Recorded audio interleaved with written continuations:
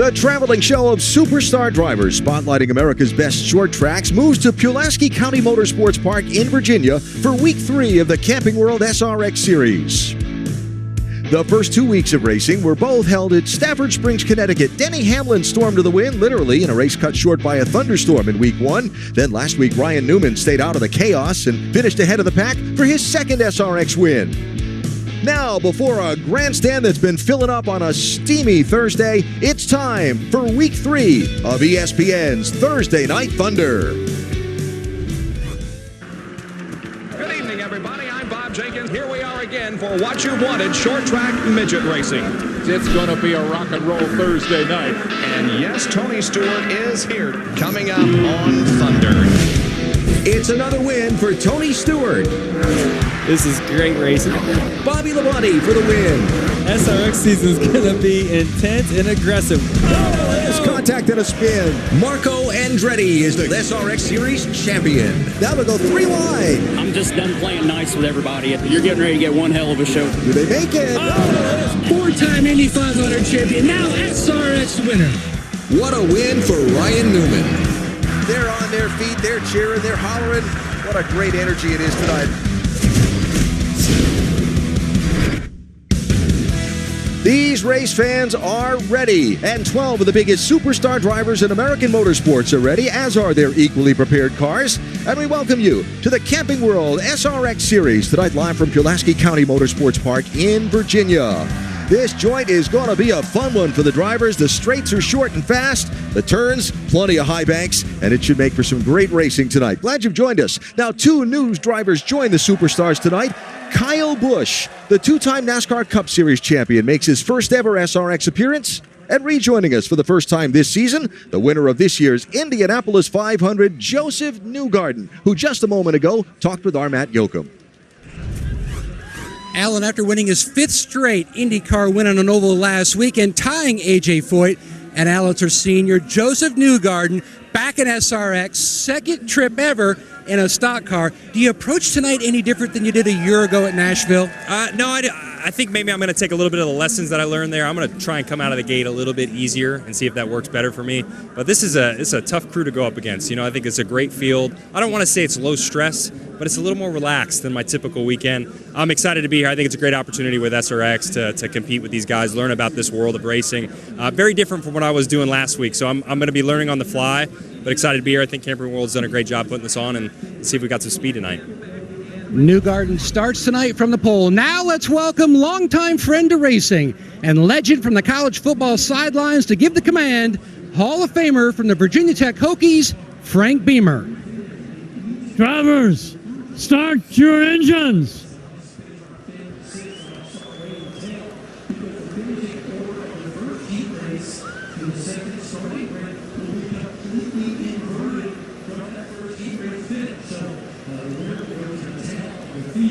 All right, we are ready to go on a Thursday night with some short track racing from Southwest Virginia. This field of 12 drivers getting ready to go. And how great was it to see Coach Frank Beamer? I walked through Lane Stadium the other day. The gate was open. We were staying in Blacksburg. Walked in there, I could just hear Enter Sandman playing as the Hokies run onto the field. Hi, everybody. Thanks for joining us. Alan Bestwick joined by Connor Daly. Again, this season, Connor, top 10 finisher in the Indy 500. He's the one whose job requires the full-face helmet. I'm the one been walking around on pit road without a hat on for a couple of days. What are you expecting to see with these drivers on this track in this series tonight? Well, after seeing the first 2 races, I can only expect more and more chaos. They have had to fix a lot of race cars over the last couple weeks, and also a couple new drivers as well, which will be interesting to see how they do. I think the stock car guys have a bit of an advantage here at this specific track, but I am going to be pulling for my IndyCar guys. There you go. Now, you talk about this specific track. I think it's going to be a really interesting one for these drivers to race on tonight. Yeah, absolutely. A little bit more high banks than the previous track that we were at, Stafford. Turn 1 here, from watching practice, some of the stock car guys are really aggressive on the brakes, a little bit later on the brakes, using the brakes, though, to get the car to turn at the apex. And the walls at the exits, both 2 and 4, come at you really quick. So I'm thinking at the beginning of this event, you're going to see the stock car guys shine. This is kind of the car that they're used to. The turn 4 wall in particular, you saw many, many different guys approaching it differently in practice. Some of the IndyCar guys were a little bit nervous to go up there and use that track, but I'm excited to see how basically everyone learns as they go, because again, only 5 laps of practice for everyone so far. So this track, a 1/10 of a mile shorter, but with much greater banking than Stafford, where the first 2 races were held. So a dozen drivers lined up, ready to go. Let's meet the field competing tonight here in Virginia. Joseph Newgarden, 2023 Indianapolis 500 champion. Marco Andretti, your defending SRX Series champion. Bobby Labonte, 2000 Cup Series champion. Tony Stewart, 3-time Cup Series champion. Kyle Busch, 2-time Cup Series champion. Brad Keselowski, 2012 Cup Series champion. Paul Tracy, 2003 IndyCar Series champion. Haley Deegan, NASCAR Truck Series 2-time most popular driver. Ryan Newman, 2008 Daytona 500 champion. Ken Schrader, 3-time Daytona 500 pole winner. Clint Boyer, 10-time Cup Series winner. Amélio Castro Neves, 4-time Indy 500 champion. So there they are, the 12 superstars getting ready to go in our Camping World SRX Series race tonight. A reminder about the format of competition as it has been this year. 2 heat races to be run. They're 20 laps or 12 minutes, whichever comes first, and only the green flag laps count. The starting lineup for heat number 1 drawn at random, and then the finish of heat 1 inverted for the start of heat 2. Again, 20 laps, 12 minutes, and the average of your finish in the 2 heat races determines where you'll start for our 100-lap main event tonight. Yeah, very excited to see this front row, how they do here. Joseph Newgarden just coming off of 2 victories at Iowa Speedway, another short oval on the IndyCar schedule, and he was pretty much destroyed the entire field there all weekend, but a very different car here, and he gets to start right out in front of a lot of really talented stock car guys. Yep. But Marco Andretti, the defending champion, he's going to want to get out front and lead quick because he knows that he's got the experience in these cars. No, it's been an oppressively hot day around a lot of the country. It was warm today here too, but being up in the southwestern part of the state at the foothill of the Appalachians, it's cooled off quick now that the sun's gone down. Let's go back down to pit road and Matt Yoakum. Alan, winner of the hottest SRX race on record was at Pensacola. Helio Castroneves back, and he kept raising his hand at the driver's meeting. And the new rule that he loved the most, the choose. He's like, so I can just run alongside and pass everybody if they're on the inside getting ready for the restart. And they're like, yep. He goes, I love this. I cannot wait. No one more excited here in the infield to get this race rolling than Helio. Castroneves was like a one-man comedy show at the drivers' meeting about 4 o'clock this afternoon. Well, life doesn't change much. Helio Castroneves has asked the most questions in the IndyCar drivers' meetings for about the 10 years that I've been involved in the sport. So glad to see that he is still Helio, and I can't wait to see how he does tonight. 1 to go, the signal at the start-finish line. These fans here that have been coming in since they opened the gates at 1 o'clock this afternoon Eastern Time, all on their feet. Every one of them that we can see out the broadcast booth here, ready for this first green flag. These SRX events spotlight these fans' hometown short track to America. They're so proud of their local racetrack and a chance to show it off and to see these superstar drivers compete at their place. They're here, they're ready. Here comes the field toward the start line in turn number 4, and week 3 of the Superstar Racing Experience is green.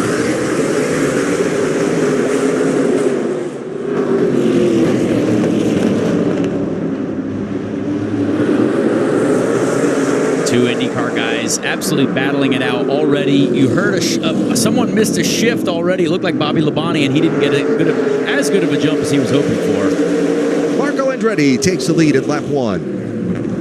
Newgarden second, Bobby Labonte third, side by side for fourth. Tony Stewart outside of Kyle Busch. That's Kyle Busch in the red car with the Florida Panthers NHL team logo, and Stewart with the Bass Pro Shops logo on his machine. If you don't get excited about Kyle Busch and Tony Stewart side by side on a short track, I don't know what's wrong with you, because that's an incredible combination right there, and I'm excited to see how these guys battle it out.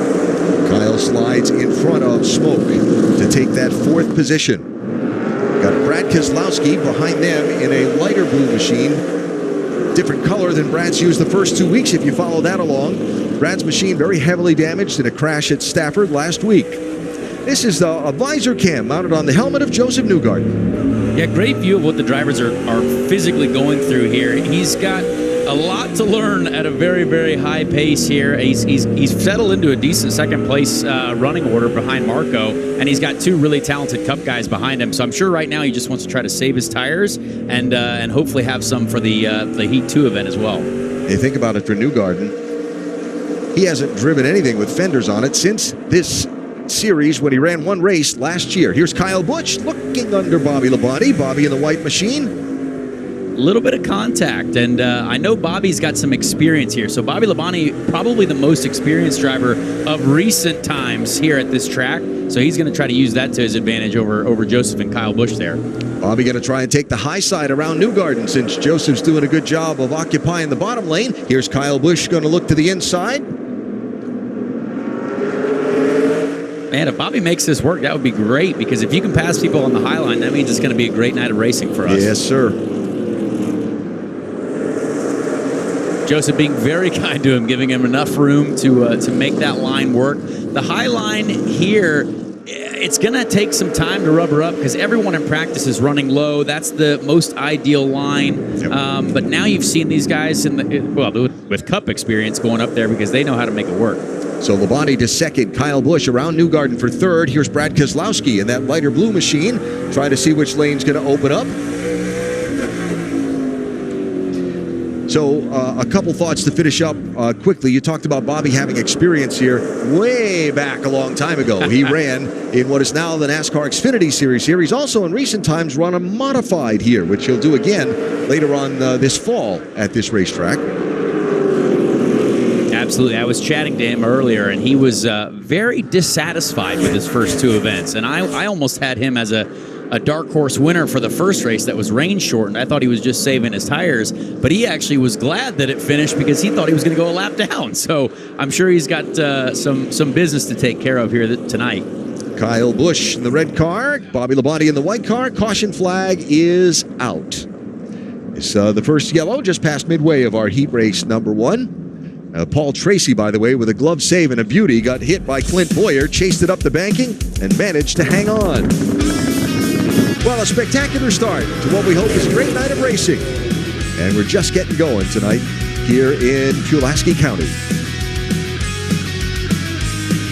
5, 10, 15, 20. 5, 10, 15, 20. At Camping World, we make seeing America fun and affordable. Take home this new Coleman Lantern or Rubicon for as little as $5 a day. 5, 10, 15, 20. Or this new travel trailer for less than $10 a day. $15 gets you a new fifth wheel. And for only $20 a day, you could drive off in a brand new motorhome. 5, 10, 15, 20. We make RVing fun, simple, and affordable. See America for less at Camping World. 5, 10, 15, 20.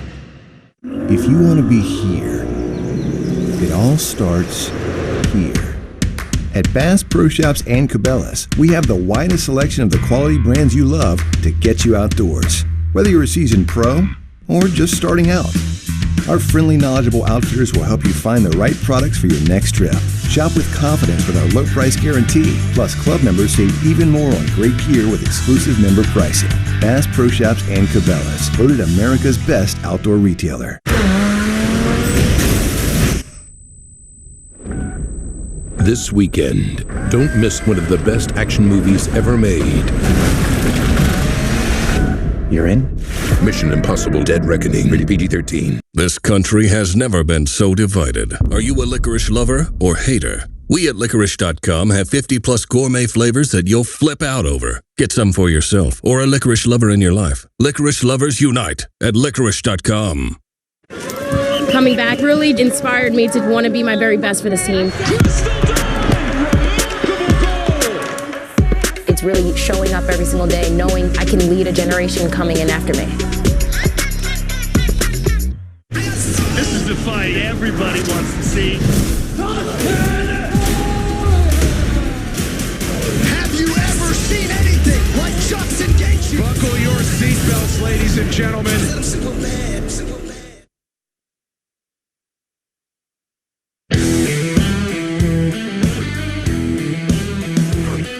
Thursday Night Thunder is brought to you by Bass Pro Shops. Your adventure starts here. The Duck Pond, a fixture on the campus of Virginia Tech in Blacksburg, about 15 miles away from here. Located next to Solitude House, Tech's oldest building, and the site of the Draper Meadows settlement in the region that date back to the mid-1700s. Just part of this beautiful area in southwest Virginia that we're coming to you tonight on Thursday Night Thunder as we wrap up this first caution midway through our opening heat race. Marco Andretti has led all the laps so far. Interesting with a new procedure in SRX racing this year, the choose rule, where they go through the running order and the driver gets to choose whether he or she starts in the inside or outside lane. When they got to Kyle Busch, he was running in third place, and he chose the outside lane behind Bobby Labonte instead of the inside lane behind Marco Andretti. Kyle might know something about the top side here that he's going to have to use with Bobby Labonte, his old-time friend here.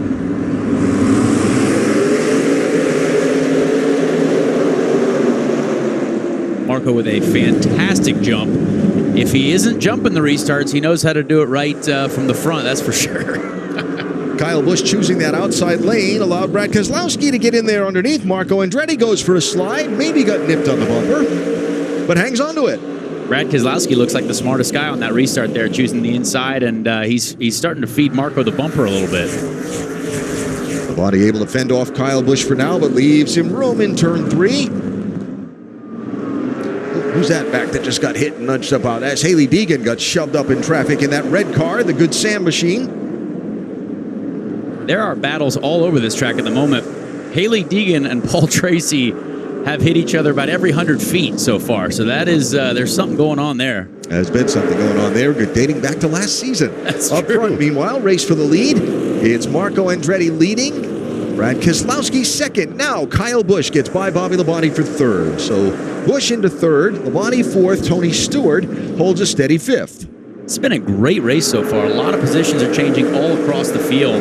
And I've noticed that these Cup guys are starting to get a little bit lower in 1 and 2 and 3 and 4, almost using that white line. A couple of the guys that I talked to about this track said that there's actually a lot of grip on the actual apron, a little bit below that white line. So I'm curious to see if they find the grip a little bit lower than what we're seeing right now. That was a tool employed frequently at Stafford last week, but that track, the transition from the turns, the banking to that apron was much less severe than it is here. You can tell Brad Keselowski is really able to get his car turned well at the apex. He's getting into the corner, and it looks like getting a little bit better through the center of the corner, better than Marco. But it's really hard to make this pass here with the straights being so short. So coming to 2 laps to go, and a little nip on the bumper chases Marco Andretti up a lane. Brad Keselowski tries to look for the race lead down low. Marco gets off 4 really well, but Brad is using that bumper very aggressively. Very, very gently, though. Oh, now it's going to get interesting. Here they come to the white flag. This is only Heat 1, and we've got some blocking, and we've got some absolute carnage on the verge of happening right here. Up the racetrack goes Andretti. Now Keselowski has to defend. Here comes Kyle Busch to take advantage of the bottom. Clint Boyer's car has lost power. He's coasting down to the inside as the leaders come to the checkered flag.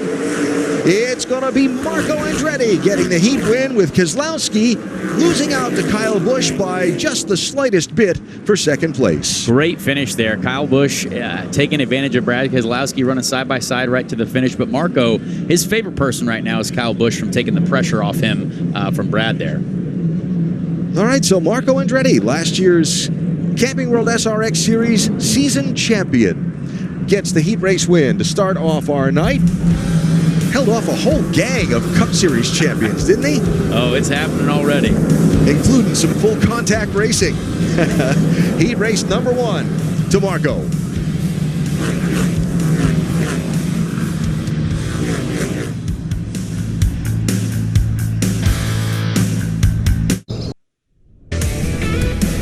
Pulaski Sports Park has been around since 1956. Started as a dirt track. It was paved and reshaped. It's had a couple different names over the years. You may have known it back in the late 80s and 90s as New River Valley Speedway. It became Motor Mile Speedway the last couple of decades. Now the Rusty Wallace Racing Group has taken over operating the speedway and changed the name to Pulaski County Motorsports Park. Look at the names of the people that have raced here over the years. Everything from what was then the NASCAR Busch Series, some Cup drivers coming in to run late models, even guys who are just becoming Cup drivers. Denny Hamlin looks familiar. He does, yeah. Josh Berry, I mentioned, getting ready to go from the Xfinity Series to the Cup Series for Stewart-Haas Racing next year. So a lot of big names that you are well familiar with that come through this place, and look at the turnout of fans again tonight to see the superstars. So there are the results of heat race number 1. Marco Andretti, last time he won heat race number 1 was a couple of years ago at Slinger Speedway in Wisconsin, and he went on to win the main event. They call him the Slinger Legend. There you go. And let's go down to pit road and Matt Yoakum.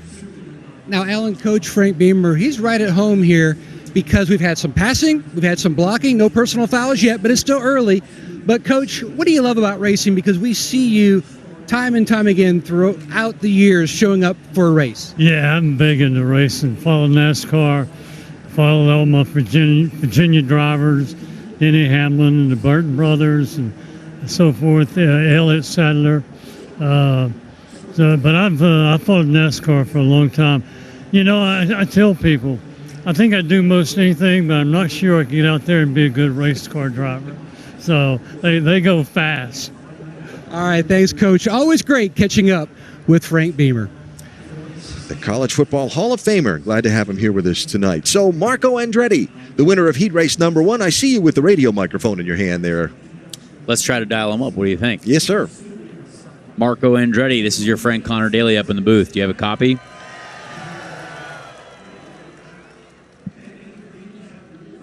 Marco, Connor Daly here on the radio. Do you got a copy? I got you, bud. Well, Marco, you and Brad Keselowski have had quite a battle these last couple laps. I assume he's no longer on the Christmas card list, but how are we feeling so far? The tires okay? Are we feeling strong to move forward in this second heat? Yeah, I don't feel too bad, and obviously I would have done the same thing if I was him. So, just good hard racing. I was just trying to hang on to it to not slide up the track and open the door for them. So just tried to keep it composed. But now I get to learn from these guys, see what kind of lines they're running, because I was kind of driving blind there. Does it feel like the top side's going to open up at all? It looks like a couple people are able to make the top line, the high line work. How do you feel about that so far? Yeah, I think that's what I need to explore. I saw them in my mirror running high, so that'll be for this, this run here for the feature, a little practice. Perfect. Well, thank you so much. Good luck, and we'll see you at the bar afterwards. Yeah, see ya. Heat 1 winner, Marco Andretti. Hey, a reminder, the next stop on the Formula 1 circuit is the Belgian Grand Prix at the legendary Spa circuit. Sunday morning, 9 a.m. Eastern, 6 Pacific on ESPN, ESPN Deportes, and ESPN Plus. Grand Prix Sunday pre-race coverage starts at 7:30 a.m. Eastern. One-word answer, yes or no. Max Verstappen continue his win streak? Yep, easy. That was 2 words, but that's okay. Race drivers, they can't follow instructions, I know. Marco Andretti, Kyle Busch, some of the dominant players of Heat 1. Heat 2 rolls next.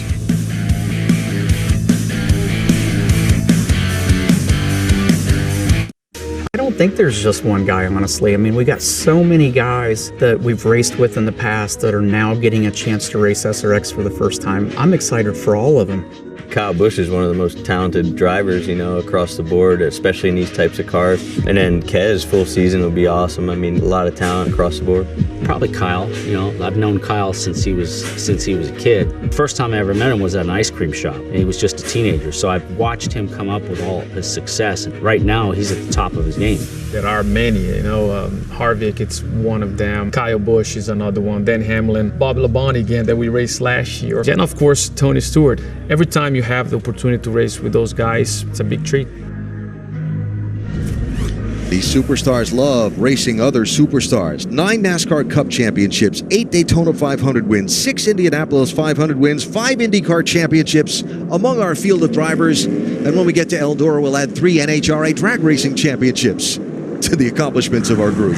I can't wait to see Ron Capps come and race in this series. That'll be great. Going to be a lot of fun. So getting ready for heat race number 2. The field inverted from the finish of heat number 1. So Clint Boyer, whose car quit on the last lap of that heat race will get pole position for heat number 2. Yes, that smoke, they have a bunch of fireworks set up on the drag strip behind the backstretch. They're putting on the full show for these fans here tonight. Absolutely, and the guy who was quickest in practice, old Kenny Schrader, he's starting P3 as well.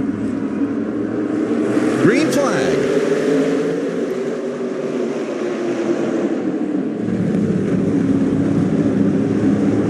Clint Boyer, one of the most entertaining human beings in the history of racing, battling for the lead right now. This is great to see him and Ryan Newman. It's fantastic. Newman outside in the South Point machine. Boyer inside in the Goodyear car. And again, you see Boyer get a little bit lower on that white line, trying to find grip. But man, Ryan Newman making that high line work is very impressive. You see how low the 07's going there. He found a lot of grip at the bottom of the racetrack there.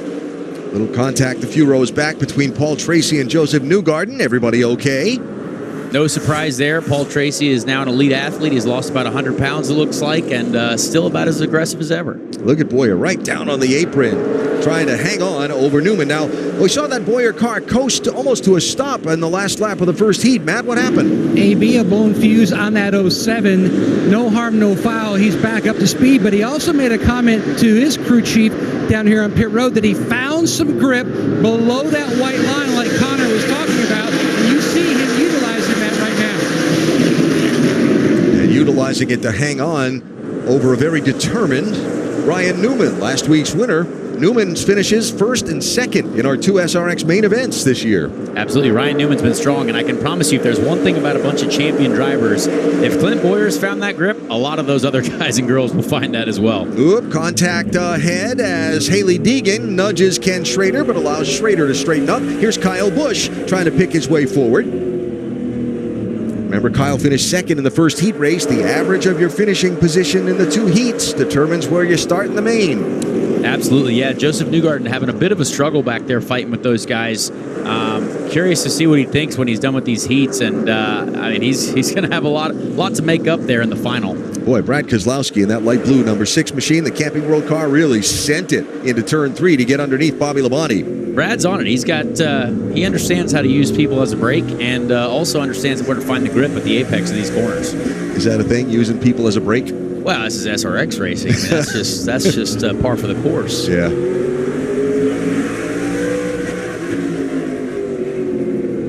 This is for 8th and 9th place. Tony Stewart just ahead of Keselowski there, then Paul Tracy ahead of Stewart. Making the high line work here is quite a challenge, but Bobby Labonte is doing it fantastically right now. The thing about running a high line at a short track like this, if you miss it by just a few inches, they can really, really take advantage of you on the bottom side of the racetrack. As we get to midway through our second heat race, the caution is out. Yes, this is a fun flag. Something we like to do here in the SRX series, because who doesn't like to see a doubled-up restart with all these superstar drivers? Heat race number 2, halfway done. Maximize your freedom and value in a pre-owned RV from Camping World. With over 18,000 used RVs to choose from and starting at less than $5 a day. We have a floor plan to fit your family's needs and a payment to fit your budget. Like an RV that sleeps 5, just $350 a day. Or an RV that sleeps 7, just $730 a day. It's no wonder Camping World is America's used RV supercenter. Start your journey here and see America for less. Camping World. Over 1 million RVs sold. In the heart of the Midwest, Purdue University is building the future of cybersecurity, advanced manufacturing, microelectronics, AI, biomedical engineering, analytics, sports technology, motorsports engineering, and pharmaceutical discovery. From Purdue, home to more undergraduate STEM students than any other major research university in America, comes Purdue University in Indianapolis. This new urban campus will further extend Purdue University's mission and impact, creating a first-of-its-kind hard tech corridor. Uniting Purdue's West Lafayette flagship campus with the capital city of Indianapolis, linking industry to world-class educators, researchers, and students who will tackle the world's toughest challenges together. Innovating, instigating, persistently pursuing, boldly moving us all forward with the next giant leap. Purdue University in Indianapolis. This is Jobber Enhance Select. It's more than just a hearing aid. It's a smart hearing solution that makes hearing aids more convenient and less expensive. With Jobber Enhance Select's premium package, better hearing doesn't have to start in a doctor's office. It starts with our free online hearing test. You can fine-tune your settings with your remote audiology team. With Jobber Enhance Select, you can get the same advanced hearing aid technology and professional care you expect from a clinic at a fraction of the cost. Try it risk-free for 100 days. Visit jobberenhance.com. This season's about super team expectations. This is incredible! Sabrina Ionescu! Contenders leveling up. I'm excited. Keep sleeping on them. Not Natasha Cloud. She's got confidence. And a shiny new rookie class. Austin slips inside, lays it in. The WNBA. All she wants to do is show out. We're all about New York versus LA. Sunday at 4 on ESPN. Camping World SRX Series tonight from Virginia, Pulaski County Motorsports Park, working the midway point of a second of our 2 heat races. That will determine the starting order for our 100-lap main event. Clint Boyer and Ryan Newman. Boyer in the blue Goodyear machine and Newman in the South Point machine have had a very spirited fight for the lead through the first half of our heat race. Let's see what happens here on the restart.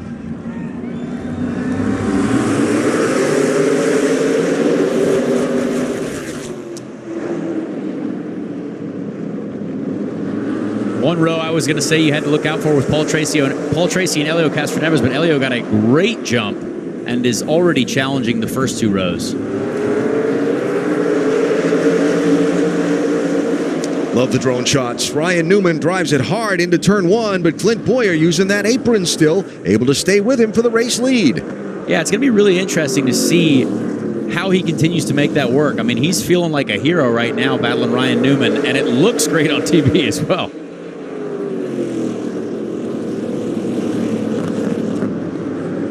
Clint Boyer, who makes his living in television now. Analyst for Fox Sports and their NASCAR coverage, but still loves to put the helmet on and come out racing here. His first time with SRX this year. Now look at the heart rate comparison from our onboard telemetry between Ryan Newman and Clint Boyer. Very interesting. Clint Boyer did tell me before practice that he might not practice because he wanted to save his athleticism for later. He didn't want to start sweating very early on in the day. So clearly he is being an athlete right now with a much higher heart rate than Ryan Newman, and Ryan Newman seems to be just casually having a nice Thursday evening. Save his athleticism. Keywords. Absolutely. But you can see what's really interesting about these first 2 is that they've pulled away from the rest of the field. Normally when you're running side by side on a short oval, it's much easier for the guys behind to be on the optimum line and catch up, but these front 2 have a lot of pace. Newman washed a little wide there, but still uses that high lane to roll back up alongside Boyer. And you can tell Ryan Newman is actually using more and more of the track on both ends. So that means he's trying to get the grip to that line to expand just a little bit. And if he can make that work, this is going to make for a great final because a lot of the other guys are going to see that can work. Well, now he's going to have to drop back behind Boyer. Now, as the laps run out on this second heat race, will the bumper come into play? I mean, is the sky blue? Yeah, absolutely.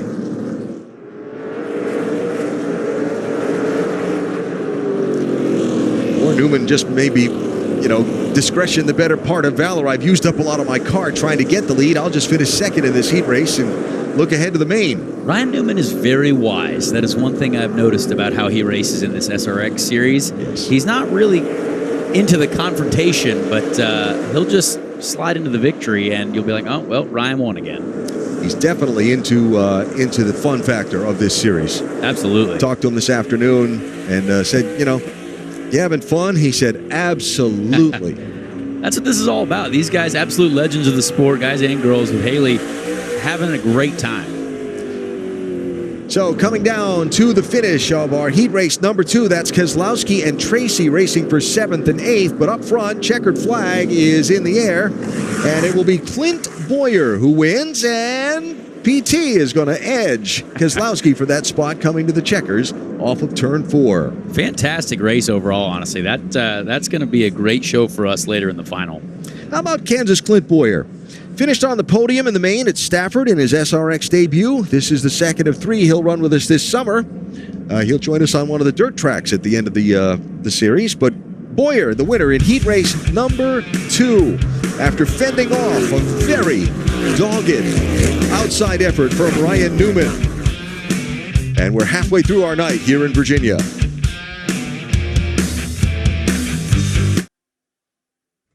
I definitely view myself as Boyer's babysitter. I think that's part of my next career, is to try to keep Boyer in check.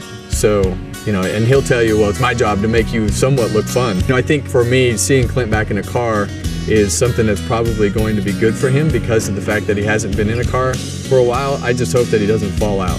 Well, if you ask Kevin, I'm going to have to get my ass in the gym. These cars are hot. I'm out of shape. And I think that's valid, but if Newman can get in here and do it, if Michael Waltrip has been able to do it, buddy, surely, for the love of God, I can do it. Well, do it he did, and did it to a victory in heat race number 2 tonight here at Pulaski County Motorsports Park. There's the results of heat race number 2. Matt, it's been 1,873 days since Clint Boyer took a trip to victory lane behind the wheel of a race car. He's done it tonight. Well, you know what? I'm like Jimmy Buffett. I'm not really good on math, so I'll take your word for it there, AB. A lot of laughs down here on pit lane, PT there, but 143 was your heart rate. I mean, and Harvick was worried you were going to fall out of the seat. Oh, man. He don't even have a heart rate anymore at his age. I rocketed when that thing quit. I passed a few cars in that first one, and I was having some fun. I thought, did what we needed to do. And, I wasn't going to get another one all of a sudden, come off of 2, and it just died. But Newman and I had a lot of, fun out there. It was a good race right there. I found a little bit down there in the apron. I got here, everybody said stay off the apron. David Strimmy, our driver coach, right, he said stay off the apron. And what'd you do? Well, I got on the apron and found speed and started passing people, but I already pissed Paul off, so I got to go apologize. You apologize. Oh, what did he say? Well, you apologize ahead of time. You say you're sorry, try to make up for it, because the chances are you're probably going to go do it again. You put that in the bank? Well, he's in the way. No, I tell you, so much fun coming out here. Look at that crowd. Packed house. It was 4,000 degrees a day. But the old racer's pretty good, and we'll see if we can put some new Goodyears on it. See, I plug my sponsor. Look at that. Yep. See that? Look right here, focus. That's a sponsor is what that is. We're going to put 4 of them babies on there and see what we can do. All right. Well, Clint talked about the great crowd that we've got here tonight, and it is such a beautiful area right here in Virginia. And the Camping World at the track. The Camping World SRX Series continues its 6-week tour of some of America's great short tracks. We started week 1 and unexpectedly week 2 in Stafford Springs, Connecticut. And now we're in Southwest Virginia at Pulaski County Motorsports Park. And boy, is this a beautiful part of the country. Draper Valley Overlook is just off Interstate 81 on either side of US 11, just outside Pulaski. Just spectacular views of the east and west New River Valley. Just a couple of miles from the Overlook, downtown Pulaski, where this 127-year-old courthouse is the centerpiece of the city. The historic Pulaski train station is called the Grand Old Lady of the city, built in 1888. And, of course, plenty of outdoor recreation opportunities as well surrounding the beautiful New River, including hiking trails, water activities, and more. Just part of what you'll see in Southwest Virginia around Pulaski County Motorsports Park. Next week, it's up to Michigan. Berlin Raceway in Marne, Michigan, just outside Grand Rapids, on to Eldora Speedway in northwestern Ohio, and then we finish up at Lucas Oil Speedway in Missouri as the Camping World SRX Series tours America in the summer of 23. Camping World at the track, giving you a beautiful look at this area of Southwest Virginia on what's turned into a beautiful night. Now, Nicole Briscoe's back getting ready to host the Special Sports Center after we're done with Thursday Night Thunder, so we needed somebody to help us with these interviews between the second heat and the main. I think we found us a guy. Well, the sad part is Nicole's hair is way better than mine, first of all. Mine's getting long, but it still doesn't look as good as hers. But this guy doesn't even have near as much hair as I have. But I'm curious. I mean, second in the heat race to Clint Boyer, really? Couldn't move him out of the way. I mean, everybody else seems to move everybody out of the way. That's the thing, is I watched him move a couple out of the way in the first part of there. So I dropped back and kind of played it safe, and then we got the invert and ran them hard. I mean, had a great clean race, too wide. The inside prevailed. So we're going to try to get this South Point car to the point in this 100 lapper. So Last week, obviously, brakes were the big issue. Any problems tonight? No issues at all. I mean, it's 2 20-lap segments, but 100 laps is going to be different. So we'll see. I mean, it's fast out there. I know you feel it too. So it's tight racing, and it seems like should be a lot of fun. All right, man. Well, good luck in this 100-lapper. You too, buddy. Try not to abuse me too bad there. Starting? I don't know yet. Somewhere in the middle, like me. Somewhere in the middle, probably not where I want to be by any means. Right. Go ahead, Matt. All right, now Smoke's got his media card back. You know what they always say. The guy with the microphone, he always gets the last word, which is bad news for Tony Stewart. Now, Paul Tracy, did you go and have a conversation with Mr. Boyer? Did he need to apologize for something? Just laughing at him. He hit me a ton in the back, and I did a big old crossed-up slide up the track and lost a couple positions. But I had a good first heat. We made him back. And then a solid second heat. I think it's going to get us in the top 4 or 5 for the start position for the main. So the Camus car running good tonight. It's looking pretty clean too. Yeah, no, that was a nice, good racing. Guys are running hard, leaning on each other a little bit, but nothing too over aggressive, which is good. Real quick, you like this straight? You've been to every SRX event so far. How do you rate Motor Mile here? Oh, I like it. I like the banking. My car wasn't really the way I wanted it to be, but having watched Tony and watched Boyer, they're starting to use the apron on the bottom, and I haven't even touched it yet, so I'm going to start working on that for the main. All about patience, also saving those tires. All right, so we are getting ready for our 100-lap main event tonight here at Pulaski County Speedway. We're about 15, 16 miles from the campus of Virginia Tech down the road in Blacksburg. And one of the sites you must see when you come to this area, the April 16th memorial on campus in memory of the 32 students killed in 2007. The 32 Hokie stones placed above the drill field carry the names of each person lost that day. It's a moving sight.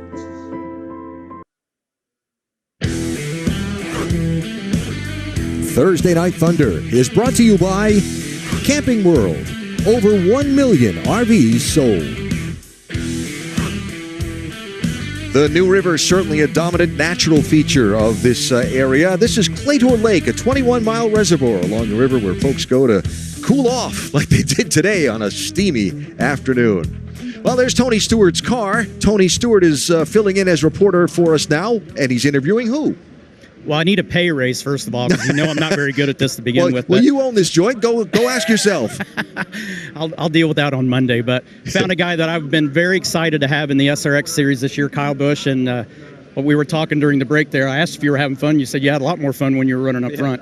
I had a lot more fun the first heat, yeah, for sure. I was able to get up front a little bit, got a couple spots there, and then the second one, I didn't go anywhere. So wore out the rear tires a little bit, so got to figure out some more saving techniques here for the feature and try to hold on and work my way forward. So I didn't back into the pole like you did, so I've got a little bit more work cut out for me here for the feature.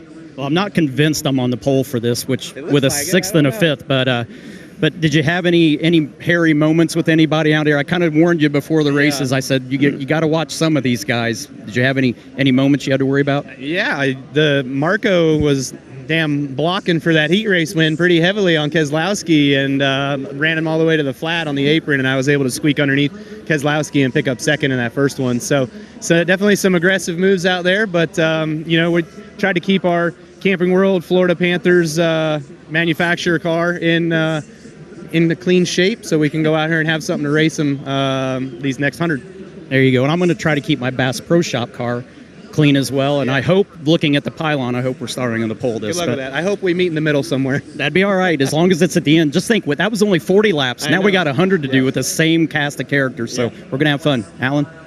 Can confirm, Mr. Smoke, you are starting on pole position for our main event tonight. Elio Castroneves is with us for the first time this season tonight. He is sharing a ride in the SRX series with fellow Brazilian Tony Kanaan. Team Brazil, I guess we'll call it. These two guys sharing a ride in SRX is very fitting since these two guys have been side by side for almost their whole lives. I'm Tony Kanaan. A Kanaan car. I just like the way that car looks. Hello, I'm Elio Castroneves. For the race lead is Elio Castroneves. And this is my car. This machine that TK will share with fellow Brazilian Elio Castroneves. Hawk separated us. I think we're too much trouble together. And now we're racing again here at SRX, which is a lot of fun. We met, I was 8 years old. It's 40 years of racing and friendship. We spend our lives together. You know, we went on vacation, Christmas, you name it, New Year's. We spend many of those, our families spend together. So it's my brother. I mean, I love him. I truly love him. I'm happy that he became who he became, and I think it's pretty rare if you're not blood to feel that way, especially in a competitive environment. Yeah, TK is actually it's like a brother for me. You know, we grew up together, and literally when we were 12, 13 years old, when I used to come from the countryside, that's where I'm from, going to the city, he was the city kid, and learning, and in our career basically, you know, even that we went sometimes different ways, we always parallel and keep bumping into each other. As a kid, we both thought and promised each other, if one of us never made it, we're gonna hire the other guy just to hang around, and look where we are today. We both made it. I'm pretty proud. I think it's a pretty cool story. It's kind of like when we will go back to our childhood, you know, we raced together and against each other for 40 years now. So it's good to share a car with somebody that, you know how we go, and we're gonna make fun of each other if he destroys the car or I destroy the car, or, you know, if we win, it's gonna be a celebration. We'll be good. At least we're similar size, you know, and I think we have the similar style too in driving, so in the position, will be perfect for the mechanics of SRX. They don't need to change much. It's no different than your brother. I mean, I know when he's having a good day, I know when he's having a bad day, I know all his moves, he knows all my moves. Somebody asked me the other day, all right, turn 4, last lap of the 500, you guys going side by side, who's gonna win? I said, the third guy. That's fun. And as you look at some of the numbers from these two gentlemen's amazing racing careers in IndyCar racing, the only thought I come away from that is the only thing left unsaid to be said by me is what wonderful human beings the two of them are. Two of my favorite people in the IndyCar paddock. Absolutely. Sure. So much fun to have them back in SRX this year. Let's hear from Elio now with Matt. And I second all of those comments, and the one constant through the years and all of those pictures, and even Elio commented on it, you guys are always smiling. So for your co-driver, you know he's watching at home. How's his half of the car doing? What's up, buddy? Hey, so far so good, right? But yeah, it's great to see that stuff. Obviously for us, we're smiling because we're still around here. That's why we're smiling. But I tell you what, I need someone more experienced to explain me. I don't know what to do with the car because I have something happening, understeer, but anyway, in the end of the day, we're having a lot of good time, and so far, TK, the brakes are working, but I was thinking about it. All right, well, again, another big smile, and Smoke, I'll tell you what, he won at Pensacola last year. You can't count out Elio out, even though he says he's struggling a little bit right now. Yeah, I'll be honest, I couldn't understand a word he said just there. It was crazy, so I'm glad you guys heard it. 5-minute horn, I should be buckling in the car, but I've got my friend Marco Andretti. We were talking to Kyle Busch. He said he had a pretty good seat for the battle with you and Brad Keselowski. How's your night going? It was good, yeah. I didn't want him to hit me enough to push me up the track to leave the door open, so I just tried to really be disciplined about backing him up and staying down. So now I got to try the same thing against you. All right, brother. Well, we're on the front row together for this thing, so don't rough me up on the start here. Give me a fighting chance. Take your time getting in. Take your time. Yeah, I'm on my way right now. Good luck, buddy. All right, guys, back up to you. Smoke, thanks for the help. Tony Stewart on pole for our main event, Marco Andretti on the outside of the front row, and after we're done here, it's Sports Center. Haley Deegan is going to join the show to talk about her racing career, and you'll get all the details on Shohei Ohtani's historic day as the Angels and Tigers played too. Plus, we'll head out to training camp, the latest on Joe Burrow's injury, Saquon Barkley, Dak Prescott, and more. Sports Center with Nicole Briscoe and Elle Duncan coming up next here on ESPN.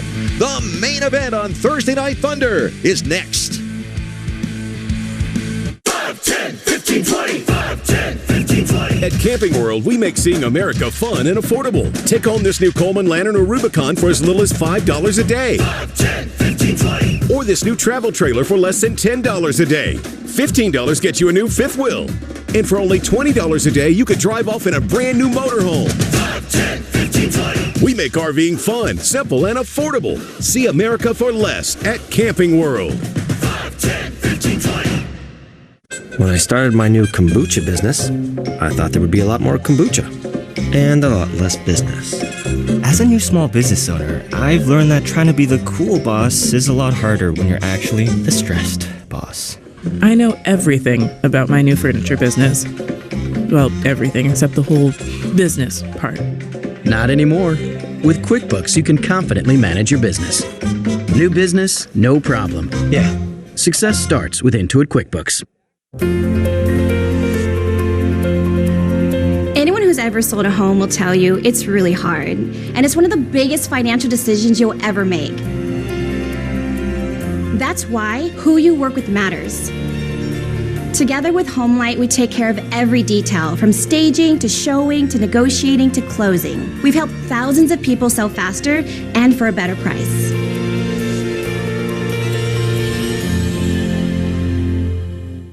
Hi, Phil Swift here for the Flex Seal family of flood protection products. To show you their sealing power, we built this entire house and sealed every gap, crack, and hole. Once dry and sealed, let's open the floodgates. It's impossible to stop all floods on every structure, but our flood protection products can help slow down or even stop water from entering. And when the waters recede, they're completely removable. Get the removable Flex Seal family of flood protection products. Just up the road from where we're coming to you tonight is Christiansburg, Virginia. And I can't say the name of that town without thinking of Ronnie Thomas and Jabe Thomas. They are local racing heroes from these parts. Ronnie, the 1978 Cup Series Rookie of the Year. And between he and Jabe, they made 519 Cup Series starts. This is Ronnie's place. Up the road in Christiansburg, look at the memorabilia he's collected. When he got done Cup racing, he came back local track racing. Won a track championship here at New River Valley, won a big late model race over at Martinsville to get that grandfather clock you saw. He's got everything from Richard Petty driving suits to checkered flags, you name it. And Ronnie is here with us tonight at the Speedway. That is literally a history of NASCAR racing. Incredible history. To walk through. Next Thursday Night Thunder goes to Michigan and the famed Berlin Raceway. Week 4 of our summer 6-week schedule. We start at 9 Eastern, 6 Pacific here on ESPN. Next week, Joey Logano in the booth, and those 4 among the drivers on the track. Wow, look at this crowd tonight. Here at Pulaski County Motorsports Park in Southwest Virginia. On what was a very steamy day, turned into a beautiful night.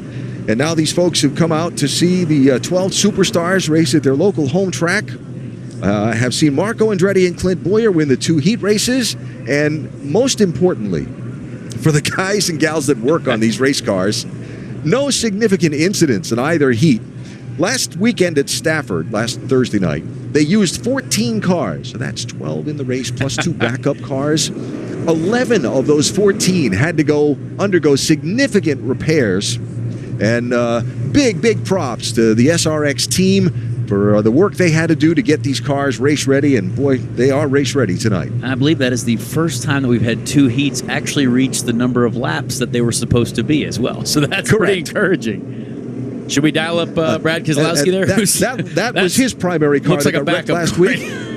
New rear clip on it, sitting here ready to go. Exactly. All right, let's dial up Brad. Brad Keselowski, it's Connor Daly up in the booth here. Do you got a copy? Yes, sir. What's up? Well, I'd say Heat 1 was pretty interesting for you, battling there for the lead with Marco. Some blocks were thrown, some bumpers were used. How do we feel so far when you're starting up front yet again?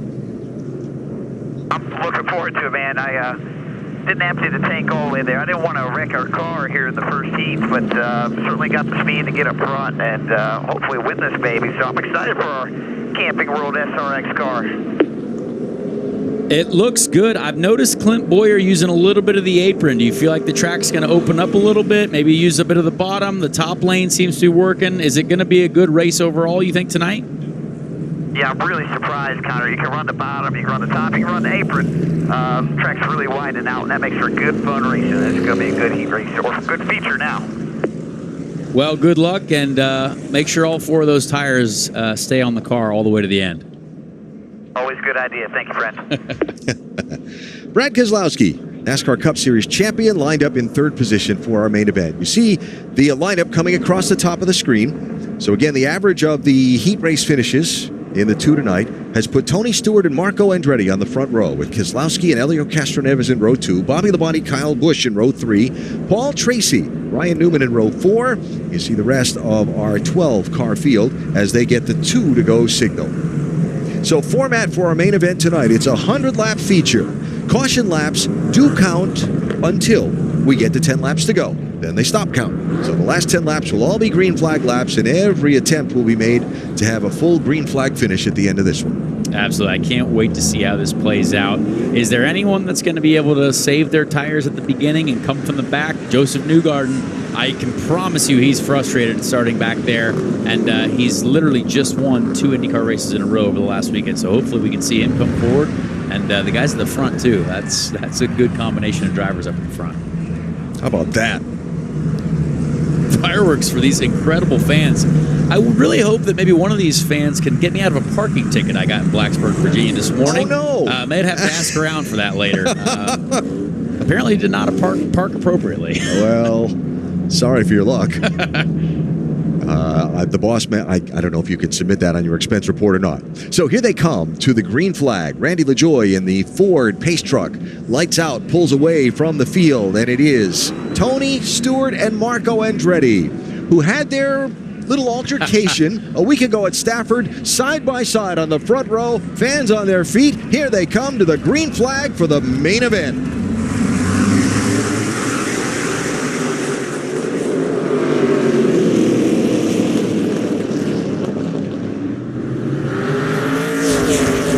Great start from Tony Stewart there. Maybe he was just holding back. Maybe he knew how to be fast here the whole time. Curious to see how he saves his tires and stays at the front. Keselowski to the inside of Andretti for second. He made quick work of Marco, but Marco got right to his rear bumper very aggressively, paying him back for what he felt earlier. Next in line is Helio Castroneves in that Purdue University Indianapolis machine. Fourth in line. Helio, my teammate as of 5 days ago. We got to race together, and my brother currently goes to Purdue University, so I like that car. Looking good so far. Farther back, it's Paul Tracy in the lime green machine and Ryan Newman to his outside. Very fair racing so far. That will certainly degrade as we go here, but good to see people kind of feeling things out and hopefully saving their tires for a battle at the end. Tell you, Newman worked that outside lane in that heat race so much and for so long, and then ended up fading back off Clint Boyer a little bit. You wonder how long he'll stay out there, and now gives it up and goes to the bottom. Yeah, it's interesting. You see Boyer still the only one using that apron, but I'm just curious to see if that top lane can gain any more momentum for the end of the race. Here's Kyle Busch in the red machine, the Florida Panthers car to the inside of Bobby Labonte in the Sport Clips machine. So Kyle will pick up 5th position. Labonte back to 6th. Yeah, Bobby just not quite able to make that high lane work. And Kyle, obviously, a very, very experienced stock car racer. He knows what he's doing down there. And I'm very curious to see how he continues to make this car work. And that guy's going to learn more and more every lap. And by the end of the race, if he's saved his tires, he's going to be one to battle with for sure. Paul Tracy sails it into turn 3 to the inside of Labonte, and he'll pick up that spot. So PT on the move. PT with one of his more less aggressive moves on a fellow competitor. I respect that. But you know what's been so fun to watch is these guys who come from IndyCar racing. This is so foreign to them. This kind of track, this kind of race car, and how they've adapted over time. Talked about it when Kanaan was leading the feature last week. Talked about it when Castroneves won a main event a season ago down at Pensacola, Florida. And even for PT. So totally different for him to be in one of these kind of cars. There's Castroneves in 4th, Matt. And he points to that win at Pensacola, Alan, but he also points over at a race across the state of Florida at the Rolex 24. He won it 3 times. He said one of the things that running endurance races taught him that surprisingly carries over to SRX and his IndyCar, some good trading paint there with Marco, is being able to be patient. He goes, I use it at Pensacola, I'm definitely going to have to use it here. It's really interesting you mentioned patience. I was lucky enough this year to race in the NASCAR Cup Series and the IndyCar Series, and the one thing that is the biggest, basically factor that you have to take to the Cup Series or any big heavy car is patience. For us as an IndyCar driver, you are hard charging every corner, using every bit of downforce that car has, late on the brakes, hard on the brakes, and that's tough for these IndyCar folks coming over here to all of a sudden jump into this series against some guys who have done this for quite a few years. And I can promise you, it's impossible for me to like physically tell you the difference, but it's like a fine art that we've done our whole lives in the open wheel world, and then you're trying to change that drastically here in the SRX series. Caution flag is out after 13 of 100 laps, as Ryan Newman and Bobby Labonte were having a pretty good race there for 7th and 8th position. Well, so far, most of the fireworks have been from behind the backstretch. Absolutely. And were intended to look that way instead of the cars. This guy knows how to party. All right. 5, 10, 15, 20. 5, 10, 15, 20. At Camping World, we make seeing America fun and affordable. Take home this new Coleman Lantern or Rubicon for as little as $5 a day. 5, 10, 15, 20. Or this new travel trailer for less than $10 a day. $15 gets you a new fifth wheel. And for only $20 a day, you could drive off in a brand new motorhome. 5, 10, 15, 20. We make RVing fun, simple, and affordable. See America for less at Camping World. 5, 10, 15, 20.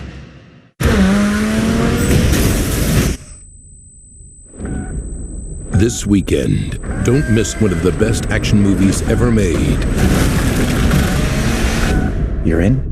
Mission Impossible: Dead Reckoning. Rated PG-13. Can you believe this? Doug Flutie and Frank Thomas. You guys look great. Once I turn 40... Let me guess. Less energy? Less drive? Definitely. It's not your fault. It happens to every man. Testosterone levels drop as you age. It happened to you guys? Yep. So what did you do? We got Nugenix Total T. This unique man-boosting formula is powered by Testofen, a patented key ingredient clinically researched to help increase testosterone levels. Nugenix is the #1 doctor-recommended testosterone booster in the USA, #1 at GNC, and #1 at Walmart. But you can only get your complimentary bottle by texting KNOCK to 369-369. That does it. I gotta get Nugenix. Just send a text. Yeah, for a complimentary bottle. And by the way, she'll like it too. Get your complimentary bottle of Nugenix now. Text KNOCK to 369-369. Text now and we'll include a bottle of Nugenix Thermo X, our newest, most powerful fat incinerator ever, with key ingredients to help you lose fat and get lean absolutely free. That's KNOCK to 369-369. Hi, I'm Norma, and I lost 53 pounds on Golo. When I started Golo, I expected to plateau like I had so many other times. I was surprised that sticking to the Golo plan and taking release, the weight just kept coming off.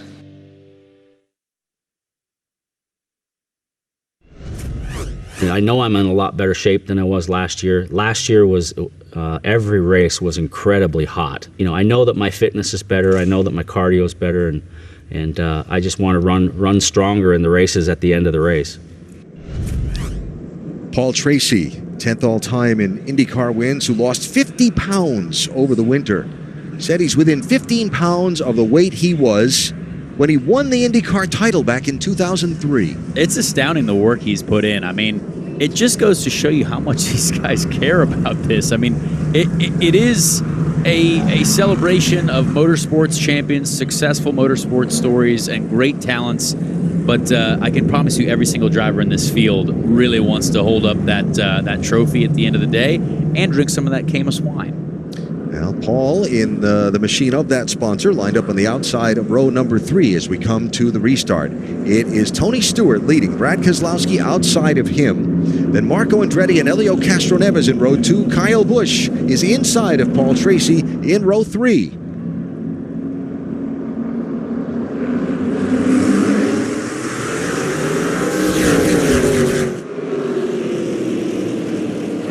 Another great start from Tony, getting a good gap from Brad there at the start, but he's leaving him room on the outside. That's fairly respectful. Castroneves and Andretti side by side for 3rd. Whoa! Hang on. Little simultaneous slide there. That was beautiful coming out of 4. Here's our first significant damage of the night. Marco's got a piece hanging down from just behind his right front tire. If that's significant damage, just wait till later. Goodness gracious.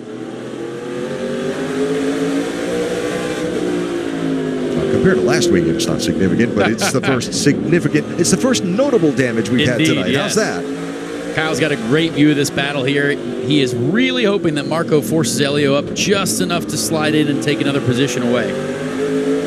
Oh, okie dokie. Hang on, Elio. Elio didn't turn left that entire straight. Somehow I feel like the temperature inside that 06 car just got really warm. That was actually fantastic. Kyle could have flat out just spun Elio, but he basically just drifted him into the corner. And that's what we like to see here at SRX. Just a nice bit of artistic motorsport. Maybe the first ever use of the term drifting in one of our races yet. Very well done. Won't be the last. Well done. Clint Boyer quietly on the move, trying to make a move on Paul Tracy there towards the back. Love to see it, because if Clint Boyer wins this race, there will not be enough beer in this county to satisfy his celebration, and I personally am excited to see that. Well, Boyer's going to get around Paul Tracy. That'll be for 8th place. Now Tracy and Haley Deegan find themselves nose to tail back there. They've had a tussle a couple of times on the track during the course of their shared SRX experience. Clint Boyer made had that restart basically in the last row, made up a lot of spots pretty early there. He's on the move now. I just love the Clint Boyer story in general, right? Guy from Emporia, Kansas, was working at a car dealership, racing part-time, got discovered, got a shot with Richard Childress, turned it into something that became a championship and a cup career and all those cup wins. And now he owns the dealership that he was working at when he got discovered to become a racer. He's a smart guy. Oh, way up the bank in turn 4 went Haley Deegan.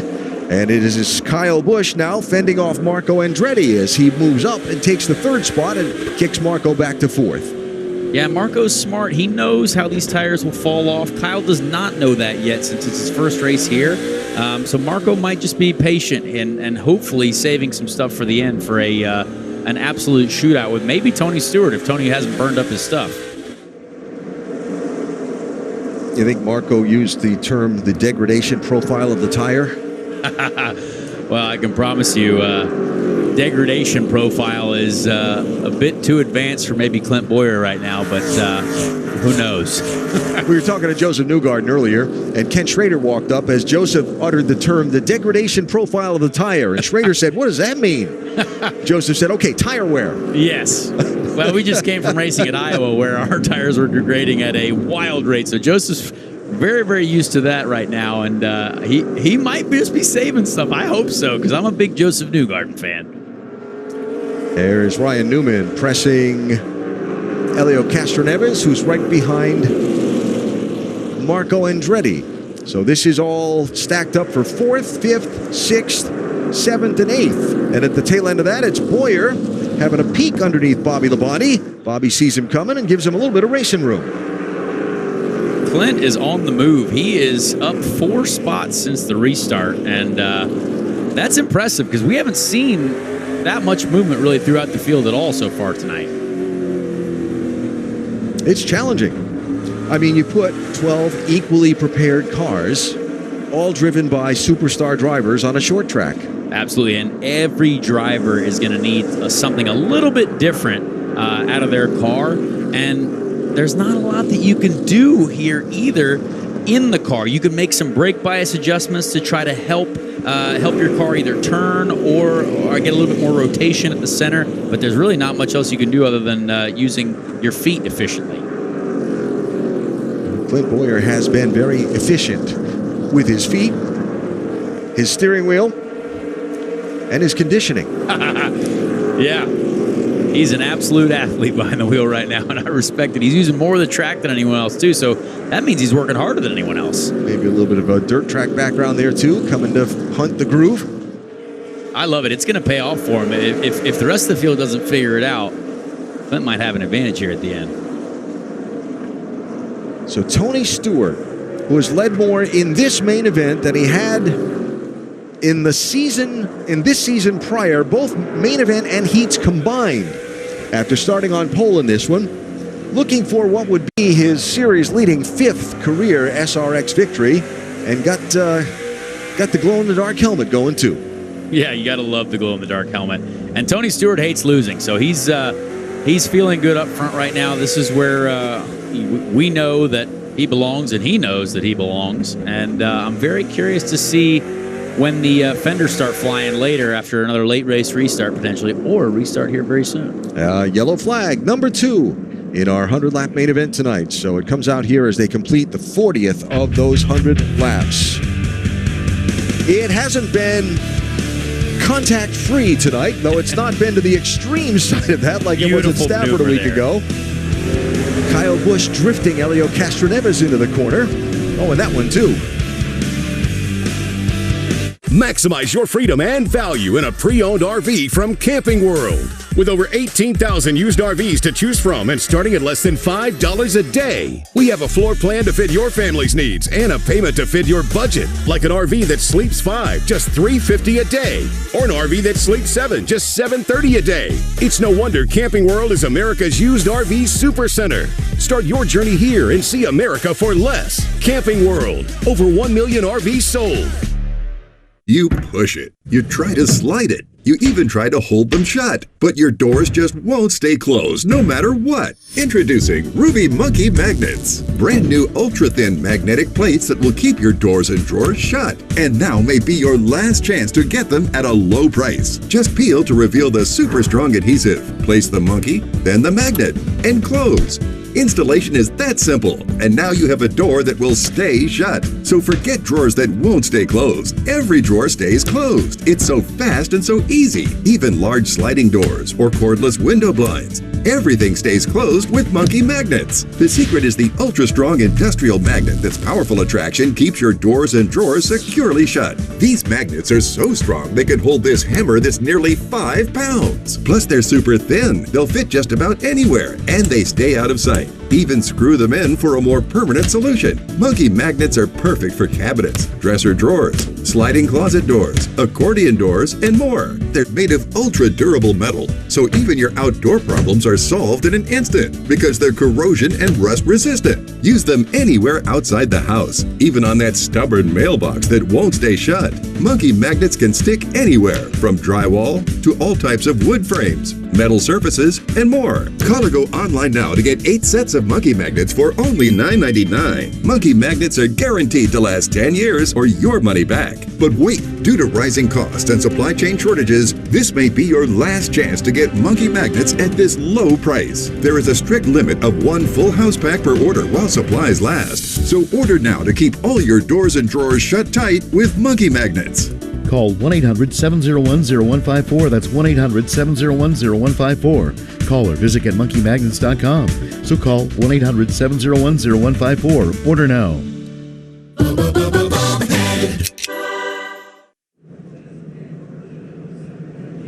ESPN's Thursday Night Thunder with the Camping World SRX Series at Pulaski County Motorsports Park tonight. We're in the main event of the 3rd of our 6-race summer series. Tony Stewart has led all the laps in the main so far after earning pole position through his finish in our 2 heat races tonight. Been relatively incident-free so far tonight, though a little damage to the Marco Andretti car, and they just had to pick up a piece of debris that came off of, I believe, that machine. But we're getting ready to go back racing here in 1 more lap. Absolutely. Been fairly calm so far. A little bit of contact here and there. We obviously had the Kyle Busch and Helio Castroneves coming together and a couple other, just light contact.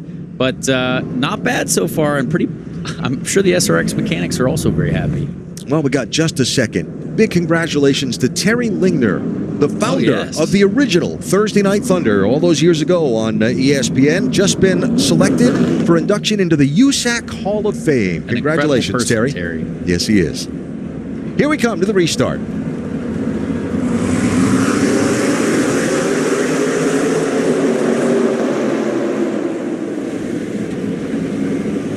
Great restart from Brad that time. Really trying to make that outside lane work. He's got to be able to do it if there's a late race restart. Contact! 3 wide. Didn't work out. It's Andretti. That's Marco that got shoved up the racetrack. Yeah, it looked like Ryan Newman was the meat in the sandwich there of the 3-wide situation, and Marco got the rough end of it. So Andretti has fallen back to 9th place, and up front, outside, Keselowski pokes the nose ahead. He leads that lap at the finish line.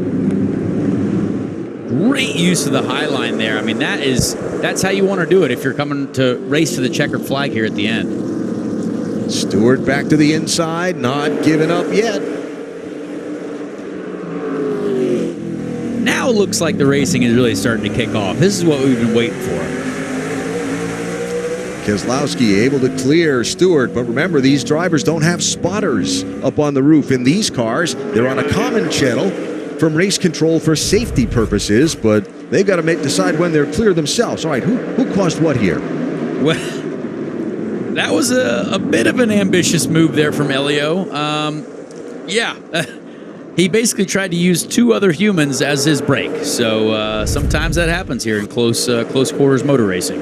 Well, if 8 tires are better than 4, as that old saying goes, I guess 12 tires are better than 4 too. Well, that's just science, Alan. Thank you. Just science. I'm glad I carried the 1. Here's Clint Boyer looking for a spot under Castro Neves. This is for 5th place. My heart just started beating faster thinking about maybe Clint Boyer potentially being on the podium here. This is a great drive from the absolute legend Clint Boyer so far. Without question. Then he gets to go to Michigan next week with Harvick also in the field. Ooh, contact up front. Kyle Busch laid a fender on Tony Stewart, or a bumper. Slid smoke up out of the groove. This is for 2nd place. Yeah, they're really figuring out where to make the moves here. And Kyle Busch in 2nd place. It was only a matter of time. Everyone, I think, knew that Kyle was going to be fast here eventually. So is this the bump and run? Did I see correctly? Let's see. That is a textbook bump and run. Just use the door up a little bit. Use Tony Stewart up a little bit. Tony's going to be very unhappy. He's going to have a frowny face right now. And I know that Tony's going to want to pay that back come the end of the race. Well, he'll probably have a chance to have at least another restart lined up anyway. Gosh, I hope so. Yeah. So now Kyle Busch in that red machine with the Florida Panthers logo on the hood, chasing the Camping World car of Brad Keselowski, Cup Series champion from 2012, who gets to go home to Berlin in Michigan, his home state, next week. Here's Kyle Busch. He gets Keselowski and turns him around. He tried the exact same move on Tony, and Brad Keselowski was not having it. That is a darn shame. Brad is going to be very upset about that. I would think so. And Tony is currently upset with Kyle as he's pulling up right next to him to probably wave some hands at him. Or display some fingers of sorts. Well, try to do the exact same thing he did to Stewart down in turn 1. And again, without spotters, this is very difficult because a spotter in the NASCAR Cup Series would have told Brad that he had a car looking inside. And if anything, to be honest, Kyle was there. Like, Kyle wasn't going to disappear. But, yeah, with no spotters here, that's really, really difficult to make work unless Brad is aware of what's going on there. And also, Brad's trying to be defensive, too. Thankfully for Brad, though, no contact. So the tires are going to be slightly flat-spotted, potentially, which is going to suck. Not good. But no contact with the wall. That's one of the things that folks that come to this track and run this track regularly told me would help in an event like a contact and a spin there. A flatter racetrack, that would have been a back end of the fence. But with the banking here to help, Brad kind of caught it. You're pondering something. Well, I want to have a chat with some of these guys in the middle of the race. I would like to talk to Clint Boyer. Do you think we can talk to Clint Boyer right now? We'll get him after we let's wait while they're racing. When he's more busy. And here's why I think that's a wise decision on your part. They're getting the 1-to-go signal here, and you've got Tony Stewart outside of Kyle Busch for this restart. I mean, this is a race fan's dream right here. We've got Kyle Busch, Tony Stewart, Ryan Newman, I mean, Helio Castroneves, Paul Tracy, Clint Boyer. Yeah, I mean, there's Newman up to 3rd inside of row 2. So this is going to go one of two ways: fantastic or absolutely awful. Yeah, don't count Newman out from being a factor in how this little mix gets decided too. Restart line and green flag.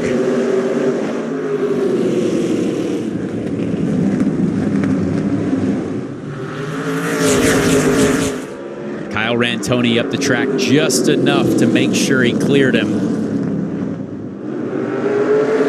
And now he's going to want to put a gap on these guys. Stewart clears Newman for second. Watching Boyer to the inside of Castro Neves. He'll take fourth. Elio had a big moment out of two. Almost lost it while he was alongside Clint there. Meantime, poor Brad Keselowski's all the way back in 12th spot, tail end of the field. Yeah, that is going to be a long rest of the race if he's going to get back up to the lead.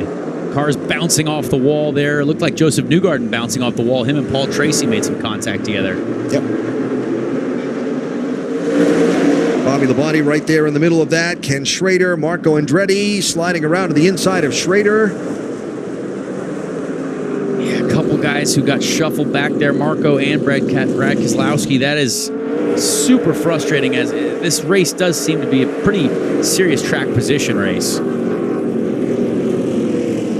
Unless you're Clint Boyer, and he's moved up all the way from the back. Let's try to dial up Clint Boyer and see if we can't distract him or just give him some inspiration.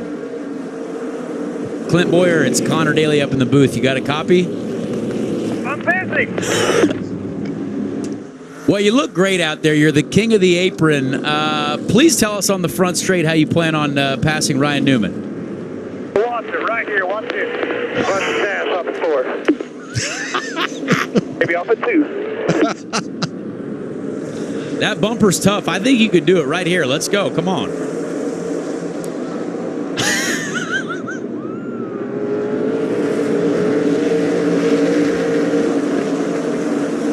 Well, I kind of... See, that was easy, Clint. Great work. He's still out there, though. Not clear. Wait, are we on the air? Yeah, we're on the air. Clear. Great work. We'll talk to you later. Keep using that apron. I think I just spotted for Clint Boyer. Is that cheating? No, it's a good job. Good job. That might have been one of the most entertaining moments I've had all year. Well, I'm happy. Yeah. We enjoyed it too. So now Boyer working on Tony Stewart for second place. I mean, this is truly incredible. I have no idea why none of these other drivers are not using the apron. Like, he's finding so much grip at the bottom of both 1 and 2 and 3 and 4. Or he's burned his tires off. Well, still got 30 laps to go in our main event.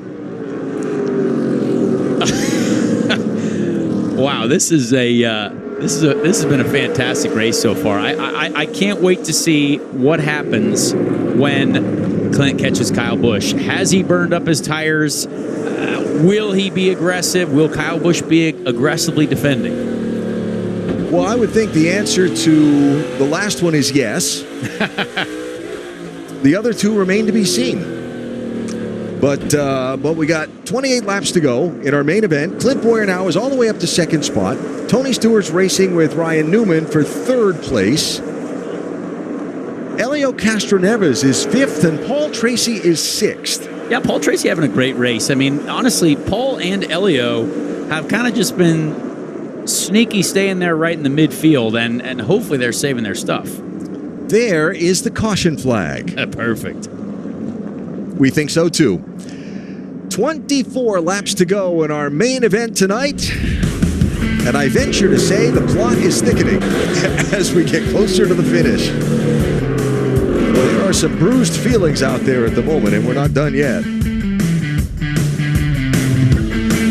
5, 10, 15, 20. 5, 10, 15, 20. At Camping World, we make seeing America fun and affordable. Take home this new Coleman Lantern or Rubicon for as little as $5 a day. 5, 10, 15, 20. Or this new travel trailer for less than $10 a day. $15 gets you a new fifth wheel.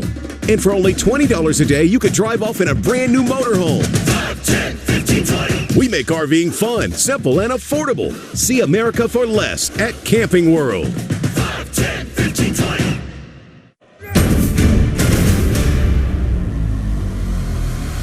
This weekend, see one of the best action movies ever made. Don't miss it on the big screen. Mission Impossible: Dead Reckoning, rated PG-13, now playing. You got me. Ty, you're it.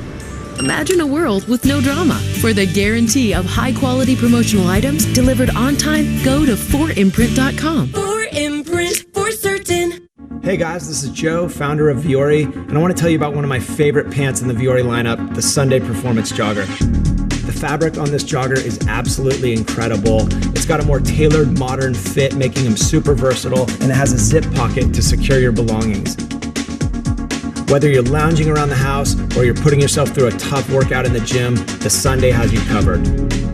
And that's why the Sunday Jogger is my everyday jogger. The rematch you have all been waiting for. This is the fight that everybody wants to see. Dustin Poirier will fight anybody, anytime. Have you ever seen anything like Justin Gaethje? The most violent man in the most violent sport.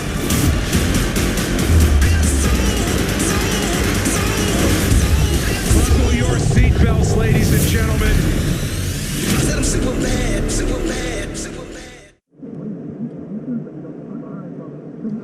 Even the IndyCar drivers in our superstar field have figured out how to use the bumpers and the fenders in these cars. Oh, that was another one of those may or may not be clear moments. Paul Tracy, if you have a spotter, again, that's a moment where he says, yikes, still there. But clearly Paul had no idea that Indy 500 champion Joseph Newgarden and elite fitness athlete Joseph Newgarden was outside. So here comes the field, doubled up for the restart. They're getting the 1 to go signal now at the start-finish line. Kyle Busch with Tony Stewart to his outside. Then Clint Bowyer, who started this main event back in 9th place and is running 3rd. Also interesting to see he chose the inside. He did not want to start 2nd. He chose to forgive basically all of what happened earlier and start 3rd instead of 2nd. He's 3rd. Ryan Newman is 4th. Then you've got Castroneves and Tracy back in row 3 and 5th and 6th. Coming to the green flag with 21 laps to go in our main event.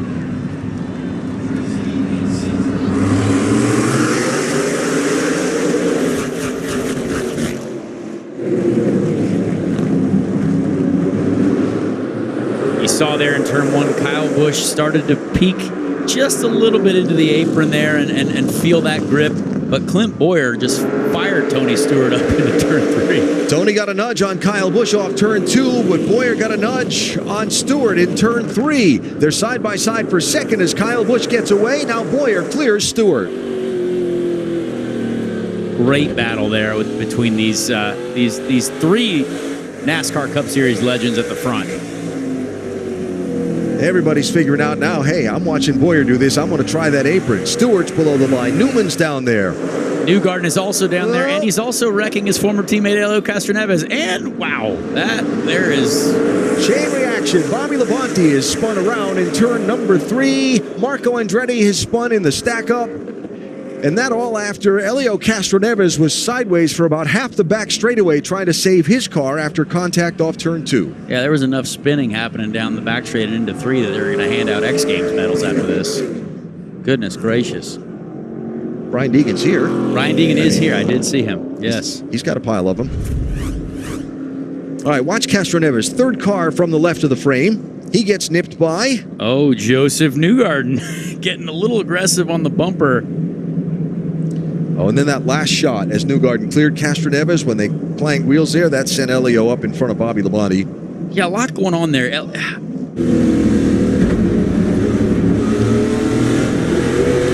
Joseph tried to get off Helio's left rear, but then he hit a bump in the racetrack, and that kind of sent him right back into Helio.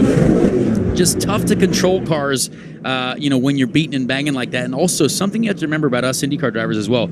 We're not used to power steering that these cars have. And when the steering can react so much faster than we're used to because of how easy these are to steer compared to the cars that we drive. Yeah, driving an Indy car around the road courses and street courses and the oval tracks with no power steering. It's like wrestling a bear. Well, there's the damage to the Castroneves machine you saw on that right front tire. And so his car getting a look while they double up, and we're a couple laps away from the restart. Well, let's dial up Clint Boyer one more time here, hang just on. to make sure that we can talk to him while he's a little bit more calm. Clint, it's Connor again up in the booth. You got a copy? Buddy. I do apologize for talking to you while you were busy, but you were doing a great job, honestly. I noticed you using the apron. No one else has used it like you yet. Do you have enough tires left to get the win here? Well, it helped when I saw Kyle move Brad and spin him out, so it's kind of like a free mulligan, isn't it? Absolutely. I think you're doing a fantastic job. You're my pick to win, so please don't let me down, and I hope my spotting for you was okay. No pressure. It's just Tony Stewart and Kyle Busch to pass. A couple Cup champions. No pressure. Let's see what we can do here. Good luck, my friend. Thanks, brother. Clint Boyer's been the show tonight, right? He's pretty much a show every time he wakes up in the morning. Yeah, that's true. Well, fans back on their feet here as they get the one-to-go signal on the racetrack, and that is going to give us a restart with 13 laps to go. So we'll have it again with... We're definitely getting close tonight. It's going to be all gloves off now, 14 to go. At a short track like this, that'll go by really fast. Kyle Busch trying to win in his SRX debut tonight. You saw some of the facts and figures on that. Here they come to the green flag.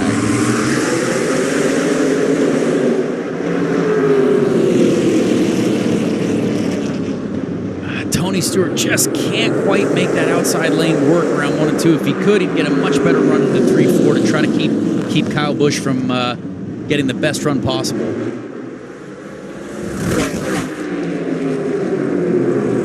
Boyer and Stewart for second, and Newman lurking behind. I bet Tony Stewart is begging to get to the bottom of the racetrack right now. That seems to be where the true speed is found at the moment. Oh, trouble front straightaway. It is Newgarden and Tracy, and they collect Ken Schrader and sweep him to the inside wall. Haley Deegan also spun around. That was not a fun accident to watch. It just looked like, again, a lot of bumps coming off of 4 here, and when 2 cars are side by side, one moment can cause disaster.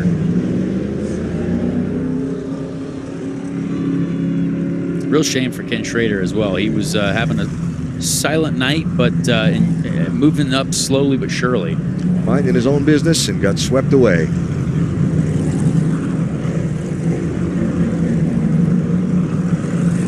That was a big one. That is no fun. I have no idea how Paul Tracy's car is even still moving. Most of it looks like it is not wanting to remain attached to the vehicle. It's not moving well, so here's another look. So as you see here, both cars, I mean, Paul just flat out ran Joseph into the wall. That's a real shame. I mean, that's easily avoidable, and it's a shame because there's a lot of damage to a lot of good drivers and a lot of good race cars as well. Yeah. This is on board with Joseph Newgarden.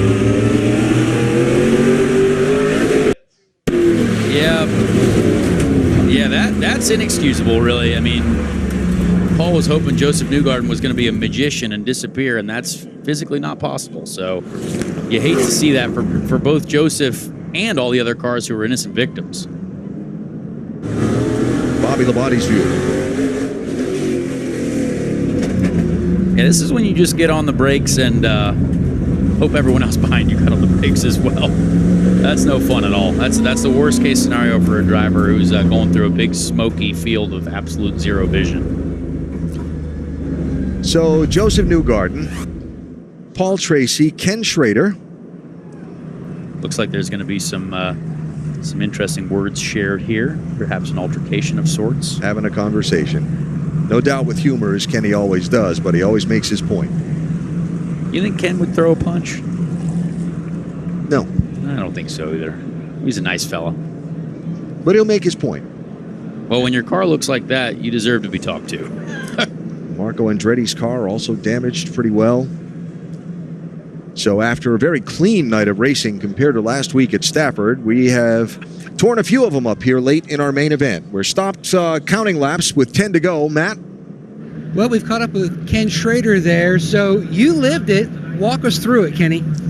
I'd like to see it, but I'm pretty sure green had black shoved into the outside wall.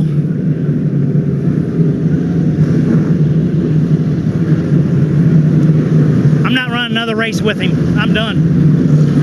All right, Kenny Schrader frustrated here tonight.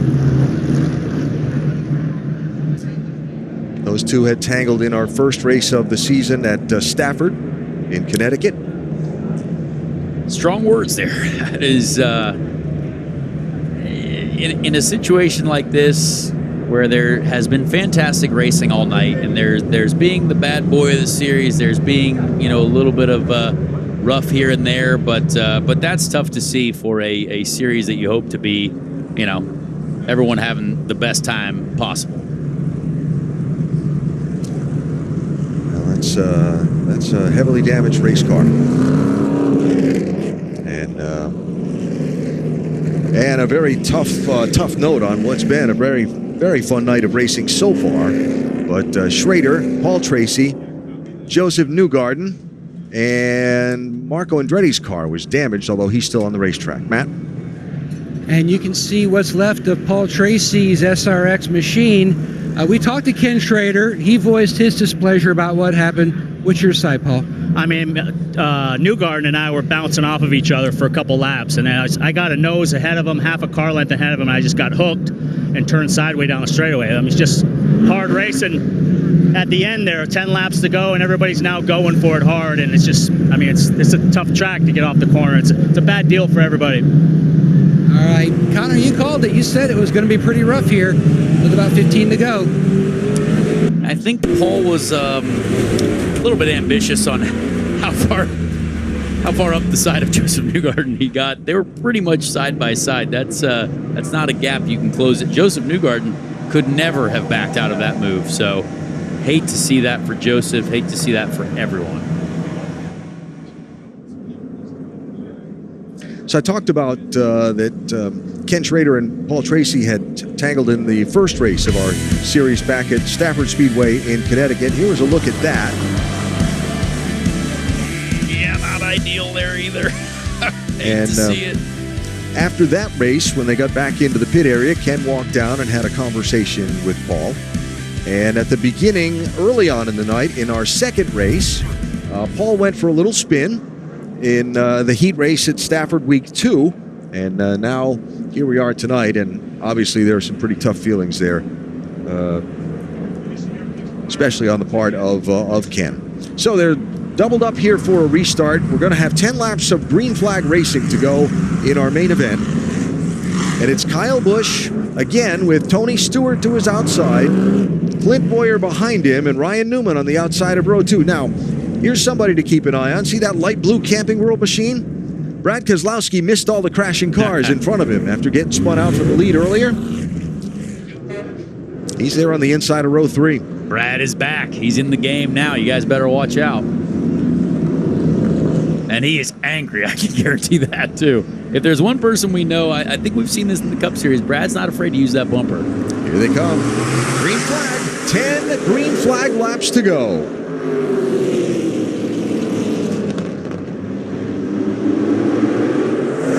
I think if Clint Boyer wants a shot at this win, he's got to get through Tony as fast as possible and get to Kyle Busch. You can't let Kyle Busch get a gap. There's not enough laps yet left. Stewart hanging on to the outside, trying to squeeze down in front of Boyer for second place.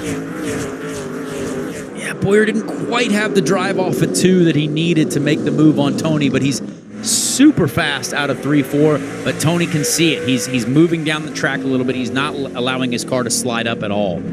So Stewart to second, but that's allowed Kyle Busch to put about 5-6 car lengths of an advantage between himself and those two tussling for runner-up.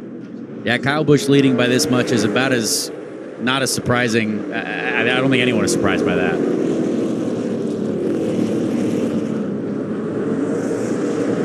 Boyer keeps trying that bottom, but he can't find a way to hook it up like he had been earlier. Yeah, and it's sometimes when you run the bottom for that many laps, it is aggressive on the tires. Usually they say that if you can run a bit of a higher line, sometimes that preserves the tires a little bit better than running the bottom, and Clint has been running the bottom all night. Well, looks like a race for second at the moment, but depends. Those two guys in second could turn each other around and bring out a yellow. Absolutely, and honestly, if Kyle just goes off and wins this, I'm still interested in the battle for second because these guys are putting on a great race right now. It is, and they've been knocking around pretty heavily farther back, too. Marco Andretti, Elio Castroneves, Bobby Labonte, Haley Deegan. But here's the race for second. Boyer continuing to try to find a way through Tony Stewart. He got a real good drive off of 4 there. He's exactly where he needs to try to complete this move, and he's going to clear Tony there easy.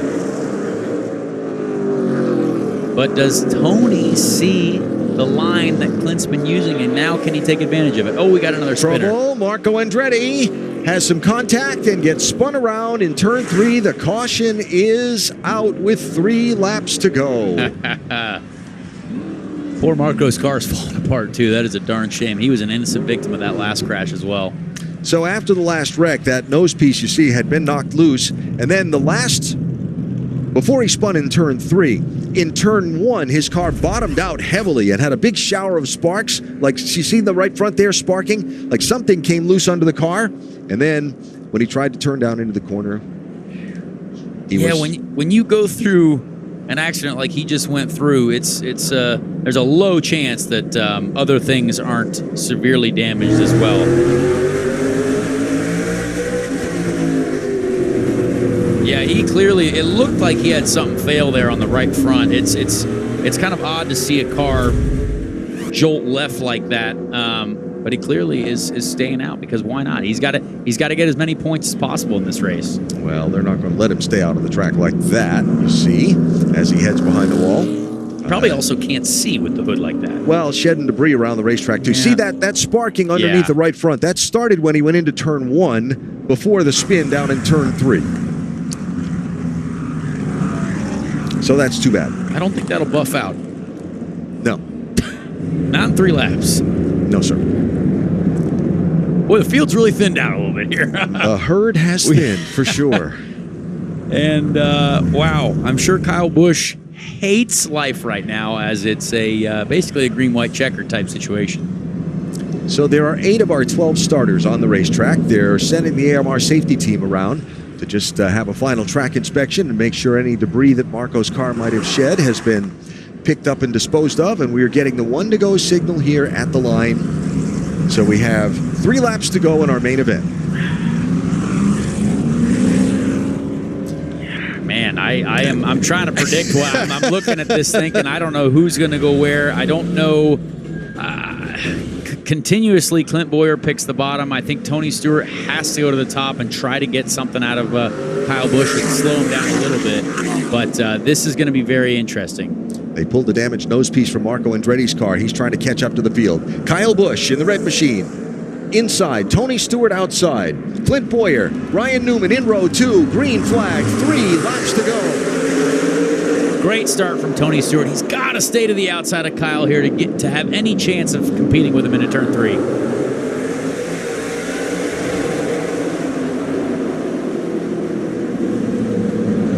Boyer rolls the bottom. Stewart tries to roll the top, but Kyle Busch gets away. 2 laps to go.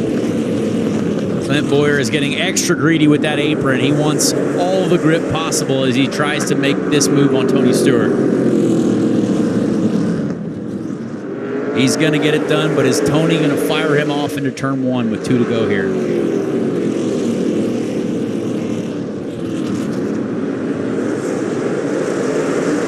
Smooth sailing for Kyle Busch. Well, he is happy as can be. He has gotten away, and he'll see the white flag here. 1 lap to go for Kyle Busch. Farther back, Keselowski and Newman in a fight. That's for 4th place, with Keselowski trying to continue to recover the lost ground. But off of turn number 4 will come Kyle Busch. In his first try, he is going to win the Camping World SRX Series main event in Pulaski County, Virginia. Fantastic race. Honestly, Kyle did everything he needed to do. He learned in the heat races. He was smart in the final. And Clint Boyer, I still think, if there was a vote for driver of the night, Clint Boyer, he had to come from all the way in the back. Absolutely. That's incredible. Well, Kyle Busch very much looking forward to getting a chance to jump in on a couple of these SRX races after watching it the last couple of years. He's a winner in pretty much everything he does, so you got to respect that. And Kyle Busch is one of those guys that I really hope gets a chance at the Indy 500 as well. He's won everything else. Might as well come and try the Indy 500 as well. Well, he'd like to. Kyle, his first SRX win in his first start, fourth driver to win an SRX main in their series debut. And this is now the 10th different driver to win a main event in our Superstar Racing Experience competition. We're on a pretty good bit of a roll of different winners, too. 6 different winners in the last 6 main events. Well, it just goes to show you how competitive this series is and how good all these drivers are. You never know who's going to win every week out. It's fantastic to watch.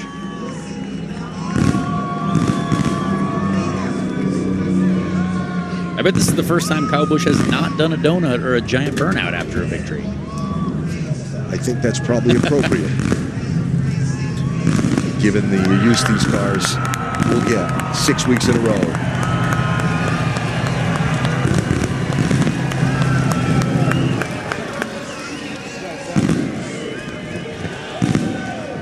Three victories for Cup guys in a row as well this season so far. Someone from IndyCar has got to bring the fight to him. Well, Tony Kanaan gave it a good run last week. And tonight, it's going to be a guy who wanted to come here to have fun. Kyle Busch. Well, Matt, I think the winner has the most fun, right? The guy loves chasing trophies, Slinger National, Snowball Derby, Prelude to the Dream. You love those special all-star type short track events. This is another one. Why does this one mean so much to you? Because you're watching them all at home the past 2 years. Absolutely. No, it's just, it's fun. It's just a great atmosphere and environment and everything to be able to just be around some really cool and really great race car drivers, some great personalities as well, too. And I love being able to just, hey, buddy, what's up, Rex? And just love being able to race, I'd race more if I could, but there's only so much you can get in and so much you can do. But just want to thank the Florida Panthers, Camping World, Bass Pro, Goodyear, everybody, Sparco, Rowdy Energy, all the fine folks that have helped me to be able to get here. Hawk and everybody from SRX, all the hard work they've done. They've got a few more this week that got to get worked on. I was about ready to be a part of that at one of those moments in the race, but glad it all worked out. Let's go back to that. You traded some decals with Tony Stewart, which was a racing deal, but the Brad Keselowski incident, another racing deal. How would you describe that? Yeah, the Castro Neves was on the top there, and he was really, really, really hacking to the bottom trying to get down. And I'm like, no, when somebody knocks a hole for you, you want to follow them through, So it's a free spot for me, not for you. So keep your nose in there. And, it knocked the fender out a little bit on it there at that time. And then the Brad deal, I got a good run off of 4, and I really wasn't ready to pass him yet for the lead, but got a good run on him, got a good launch, and was alongside of him, right front to left rear, and he arced it out nice and then came down, and I was there. So, part of racing, racing deal, but, it's hard in these things because the vision's not great in the mirrors and everything else, I get it. But you also got to be aggressive in that same stance in being able to hold your ground and take those spots when you can get them. Fun meters certainly pay. Kyle Busch taking home some hardware from Southwest Virginia. And gets that very cool-looking SRX Winners Trophy to take home with him as well. So as we look at the final results from our main event tonight, it's Busch with the win and Clint Boyer, Connor Daly's driver of the day. Yeah, great to see. Apart from the giant, massive, chaotic accident that we witnessed, I love to see this event tonight. We enjoyed a lot of side-by-side action. We saw drivers running all across the track. Clint Boyer on the apron, a couple guys running up high. I thought it was a great racetrack for the SRX series. A lot of fun. Hey, Connor, fun to have you back with us again, and we'll see you week 6, right? Yes, I will be back at Lucas Oil Raceway, I believe. All right, good deal. Connor Daly joining us tonight here in Southwest Virginia for a spectacular night of short track racing. Championship standings in the SRX series for Camping World. Ryan Newman still leads the championship over Marco Andretti and Tony Stewart as we get ready to move on from here in Virginia to Michigan. Next week, we head to Berlin Raceway in Marne, Michigan, just outside of Grand Rapids. Next Thursday night, 9 o'clock Eastern, here on ESPN. Week 4 of Thursday Night Thunder and Week 4 of the Camping World SRX Series for this year. And that's the last paved track race. That racetrack, very uniquely shaped. Drivers all looking forward to it, and it should be a spectacular night at Berlin next week. Sports Center is coming up next here on ESPN with El Duncan and Nicole Briscoe. And we've got some highlights to follow up from this one for sure. For Connor Daly, Matt Yoakum, and our entire SRX crew here in Virginia, Alan Bestwick saying so long from Bradford, Virginia. Kyle Busch is your winner on Thursday Night Thunder.